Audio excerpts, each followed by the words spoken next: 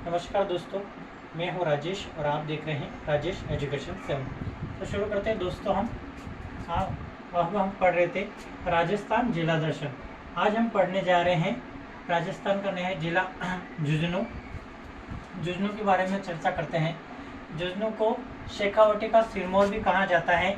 इसे वीरों की भूमि भी कहते हैं। और हवेलियों के चित्र, जो हवेलियाँ बनी होती है, हमारे क्या होता है, राजा महाराजाओं में जो प्राचीन समय में जो हवेलियाँ बनी होती है, तो उन हवेलियों को एक मंजिला, दो मंजिला या तीन मंजिलों में जो बनाई गई है हवेलियाँ, इनके जो भित्ति चित्र होते हैं, भित्ति का मतलब होता है दीवारों के बाहर बाहर की तरफ जो चित्रों के अंकन है वो प्रसिद्ध है, सर्वाधिक। और अगर आप जाते हो, राजस्थान में एक क्षेत्र है मंडावा, इसी में आता है मंडावा, तो वहाँ पे हवेलियाँ भित्ति चित्रों के लिए प्रसिद्ध है। तो शुरू करते हैं राजस्थान में झुंझुनू जिला। तो उसकी आकृति देखते हैं। तो झुंझुनू जिले की आकृति कैसे, तारा के समान है। यूँ तो शेखावटी में 3 जिले आते हैं। कौन कौन से आते हैं? सीकर आता है, झुंझुनू आता है और चूरू आता है।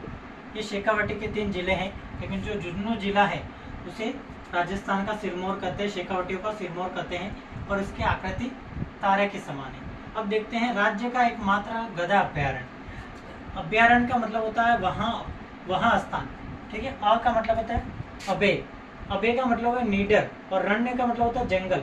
ऐसा स्थान जहाँ पे पक्षी या जीव जंतु सुरक्षित रह सके, बिना डर के रह सके, उसे अभ्यारण्य कहते हैं। और एकमात्र राजस्थान का एकमात्र गधा अभ्यारण्य कहाँ पे? झुंझुनू में। बहुत महत्वपूर्ण क्वेश्चन बन सकता है। रानी सती का वास्तविक नाम क्या है? अब रानी सती का वास्तविक नाम क्या है? नारायणी बाई। उसके बाद देखते हैं लोहागढ़। यह अपने महाभारत काल में जब पांडवों को जब हथियार पता है, इन्होंने 100 करोड़ को मारा, तो तब श्री कृष्ण ने कहा कि तुम्हारे जो हथियार है उस जगह आपको चल के जाना है, जहाँ तो ये हथियार जहाँ पे गल जाए वहाँ स्थान पे तुम्हारे पाप धुल जाएंगे। और 100 करोड़ की हत्या की थी, तो वो राजस्थान में चलते चलते कहाँ पे गए? लोहागढ़। लोहागढ़ का मतलब लोहे की लकड़ी नहीं है, एक स्थान है। तो कहाँ जाता है? पवित्र स्थान है। कहाँ पे? झुंझुनू में। इस बात का ध्यान रखना है। यह महाभारत से संबंधित स्थान, बहुत पवित्र स्थान है। कहाँ पे? कहते हैं इस पानी से हमारे पापों का पाप मिट जाते हैं। अब पढ़ रहे हैं नवलगढ़। अब नवलगढ़, यूँ तो नवलगढ़ हवेली के लिए भी प्रसिद्ध है, लेकिन इसमें एक महल है, रूप निवास महल, जो विश्व विख्यात है, विश्व में प्रसिद्ध है। कहाँ पे? झुंझुनू में। उसके बाद देखते हैं रामदेव जी का मेला। यूँ तो रामदेव जी के मेले बहुत सी जगह बढ़ते हैं, गुजरात में भी बढ़ते हैं अपने, और अपना राजस्थान में भी बहुत से जिलों में बढ़ते हैं, लेकिन एक प्रसिद्ध मेला नवलगढ़ में भी पड़ता है। उसके बाद देखते हैं कि झुंझुनू को किस नाम से जाना जाता है। तो झुंझुनू को ताम्र जिला भी कहते हैं। इसमें तांबे का सर्वाधिक खनन होता है, मिलता भी है। सर्वाधिक रतन जोत, अब सर्वाधिक रतन जोत की खेती कहाँ होती है? झुंझुनू में होती है। अब मैंने बताया था हवेलियों का शहर। अब हवेलियों का शहर तो एक जैसलमेर भी है, लेकिन भित्ति चित्रों, अगर आपको पूछे कि भित्ति चित्रों की हवेलियाँ सर्वाधिक कहाँ पे बनी है? मंडावा। और मंडावा कहाँ पे आता है? झुंझुनू में। अब देखते हैं राव शेखा की छतरी, झुंझुनू में है। सोने चांदी की हवेली महनसर में है। राजस्थान का फर्स्ट हाईटेक पंचायत कहाँ पे? बुढ़ानिया। कहाँ पे? बुढ़ानिया। उसके बाद देखते हैं फौजियों की तहसील। कहाँ? फौजियों की तहसील कहाँ पे? बुहाना में। शेखावटी का सिरमौर, मैंने कहा पहले ही कहा है कि शेखावटी का सिरमौर कहाँ है? झुंझुनू है।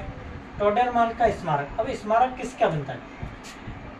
प्राचीन समय में जिस व्यक्ति की मृत्यु हो जाती थी, तो उसकी याद में एक स्मारक, मतलब एक उसमें उसकी याद में एक स्मारक बना दिया जाता था। उसकी याद में, उसे हम कहते हैं स्मारक कहते हैं। मरने के बाद बनाया जाता था उसकी याद में, इसे हम स्मारक कहते हैं। और टोडरमल का स्मारक कहाँ है? किरोड़ी में।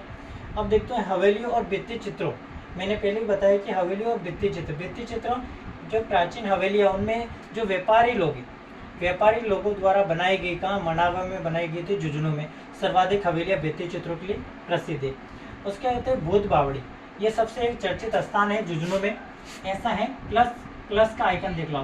प्लस के आइकन के जैसे ऐसे यहाँ बावड़ी बनी हुई है, आप देखोगे तो हमेशा प्लस मिलेगा आपको बीच में। ऐसे यहाँ 4-5 मंजिला बावड़ी थी, फिलहाल यह 3 मंजिला ही है वर्तमान में। और यह ऐसी जगह एकांत निवास में है और कहते हैं कि यहाँ पर भूत पाए गए हैं, ऐसी चर्चा है, बातें हैं जो वर्तमान में कहते हैं। इसमें वर्तमान में इस कुआं खाली कुआं है, पानी नहीं है, लेकिन माना जाता है यहाँ पे भूत बावड़ी है। और वहाँ इस बावड़ी में जो पानी था उससे चर्म रोग दूर होते थे, मतलब बहुत से चर्म रोग और दूसरे रोग दूर होते हैं, इसलिए प्रसिद्ध होती भूत बावड़ी। प्लस की आकृति जैसी है, 5 मंजिला थी, वर्तमान में 3 ही मंजिल है, 1 मंजिल अंदर धस गया ऐसा कहते हैं। अब पन्नाशाह तालाब का है झुंझुनू में। कैसा लगा दोस्तों वीडियो, कमेंट करके जरूर बताएं, और पहली बार चैनल पे हो तो लाइक और सब्सक्राइब जरूर करें। धन्यवाद दोस्तों।